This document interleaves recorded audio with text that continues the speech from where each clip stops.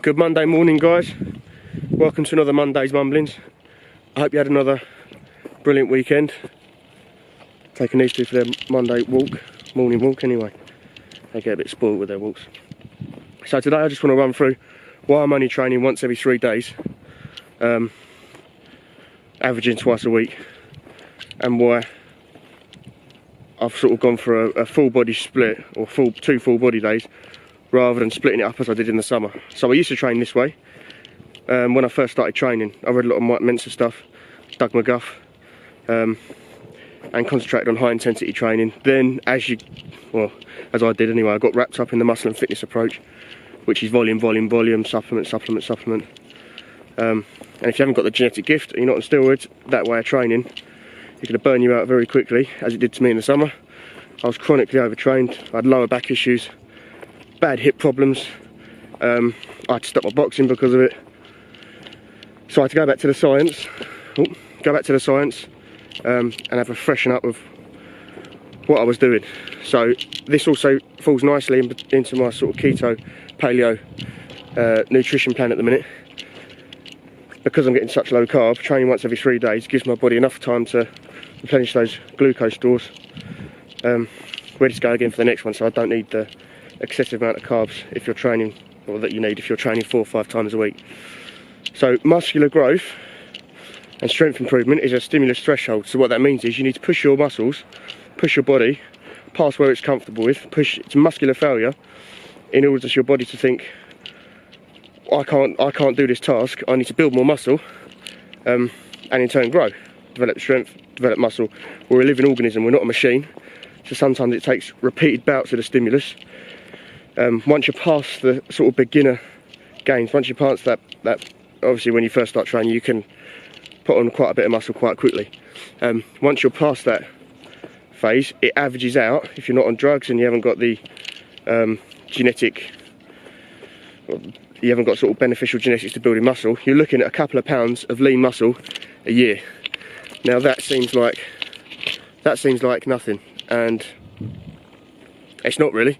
But if you carry that on, if you carry on bashing that threshold, say for 10 years at a time, that's 20 pounds of muscle you're putting on. So it's a very patient game. You have to be very consistent with it.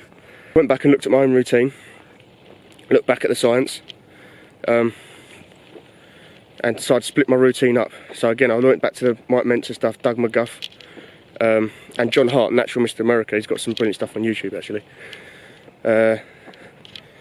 Looked at my own routine and decided get maximal stimulus, so that's a full body with big lifts in it, full body, few isolations on each day.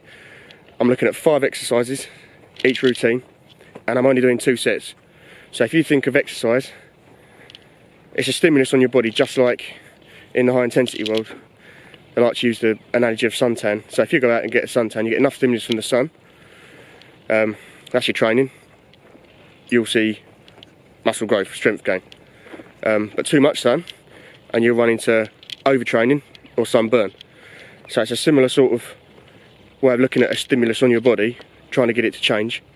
And what we want to do with training, we don't want to be marathon runners. What we want to do with training, we don't want our training to almost be marathon based. Building muscle doesn't come from how long we spend in the gym, it comes from intense efforts and intense bursts. You look at a sprinter compared to a marathon runner, a sprinter holds a lot more muscle. They probably do less work, but it's a lot more intense work and less often. So the sort of philosophy I'm following at the minute, and it seems to be working for me. I'm leaning it out nicely, I'm keeping my strength, my time under load is going up with this training that I'm doing, which is 2 days a week, but it's also what we call super slow training. So focusing on tension on the muscle, not just lifting it, throwing it about, using momentum. So the speed I'm going at the minute with positive of the lift is 10 seconds, and the lowering, or the negative of the lift, is also 10 seconds, with a smooth turnaround in between, not letting the tension come off of the muscle. It's tough, it's very tough, so I'm only doing 2 sets at the minute. And as strength progresses, I might even drop that off to 1.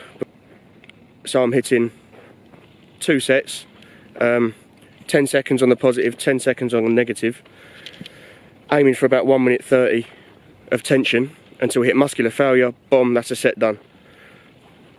resting, recovering for a little bit, bang, we're going again for a second set. And again, I'm seeing it working at the minute. I'm not feeling overtrained. I managed to get back to boxing. That sun's right in the camera, isn't it? Managed to get back to boxing on a Saturday morning. Feeling good. My hip and back are feeling a lot better, and I'm seeing progress. So it's, again, a bit of a self-experimentation, but feeling good on it. And that's why I'm only training once every 3 days or twice a week. So if you want to do a bit more research and look into this method of training a little bit more in depth, have a look at Dr. McGuff. He's got some brilliant stuff on YouTube. John Hart is Natural Mr. America. He's got some brilliant stuff as well. And of course Mike Mentzer. But you need to get real with your goals. You need to get real with how much muscle you're actually going to put on in a year, or short term. You know, the sort of two pounds a week you can gain in the muscle and fitness world. I spouted about quite a lot. That's weight gain, that's not muscle gain. If you're eating in the surplus, yes, you will gain weight, but we want to gain muscle. So I'll keep you updated with how it goes. Any questions, I've got my online coaching, so have a look at my website below. Get in touch with any questions, and I'll see you next week.